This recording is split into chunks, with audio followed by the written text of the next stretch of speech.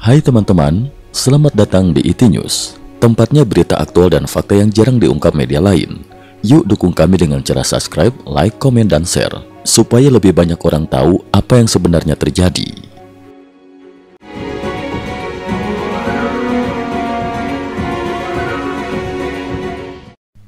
Salam pemirsa, Moskow, 4 Agustus 2025. Situasi di medan konflik Rusia-Ukraina kembali memanas, namun kali ini disertai dengan manuver diplomatik dan militer yang semakin mengejutkan dunia.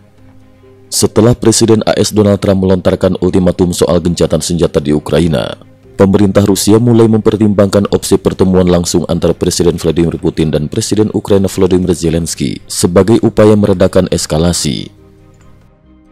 Sinyal positif dari Kremlin.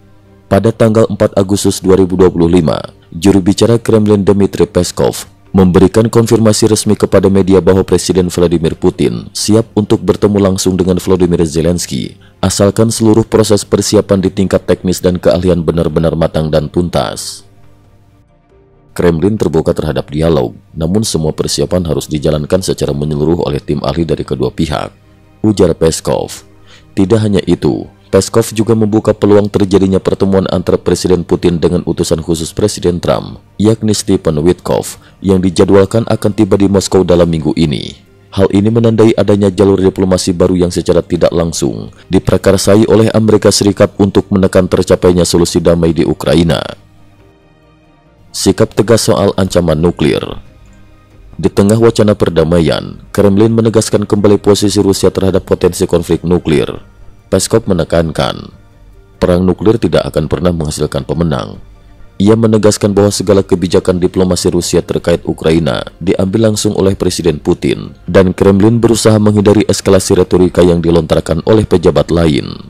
Pernyataan ini secara tidak langsung menjadi bantahan atas komentar kontroversial dari mantan Presiden Rusia, Dmitry Medvedev, yang sebelumnya melontarkan ancaman penggunaan rudal terbaru ke arah Amerika Serikat dan sekutunya. Kremlin menegaskan bahwa keputusan strategis tetap di tangan Putin, bukan Medvedev atau pejabat lain. Rusia hapus pembatasan penempatan rudal balistik. Di saat harapan damai mulai mengemuka, Kementerian Luar Negeri Rusia justru mengguncang Eropa dengan pengumuman resmi pencabutan seluruh pembatasan penempatan rudal balistik jarak menengah berbasis darat yang sebelumnya diberlakukan pasca runtuhnya perjanjian INF, Intermediate Range Nuclear Forces. Dengan kebijakan baru ini, militer Rusia kini secara terbuka bisa menempatkan rudal balistik jarak menengah di berbagai wilayah strategis, termasuk kawasan Eropa yang berdekatan dengan perbatasan NATO. Langkah ini dipandang sebagai pesan keras bagi negara-negara Barat bahwa Rusia siap memperkuat posisi militernya jika diplomasi gagal membuahkan hasil. Implikasi global. Pencabutan pembatasan rudal ini langsung menuai kekhawatiran dari negara-negara anggota NATO dan Uni Eropa yang menilai langkah Rusia tersebut dapat memicu babak baru perlombaan senjata di kawasan Eropa Timur. Sejumlah analis memperingatkan bahwa tindakan ini bisa memperbesar risiko konfrontasi langsung antara kekuatan besar di tengah ketidakpastian negosiasi damai antara Moskow dan Kiev.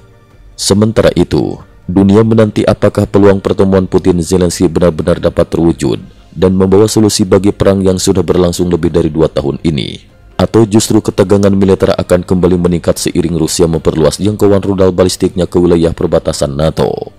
Cukup sekian dulu, terima kasih atas perhatiannya. IT News juga memiliki channel di platform kancing.com. Mohon kunjungan dan bantu subscribe agar bisa mengikuti perkembangan dunia tanpa batas. Terima kasih. Link kancing ada di dalam description.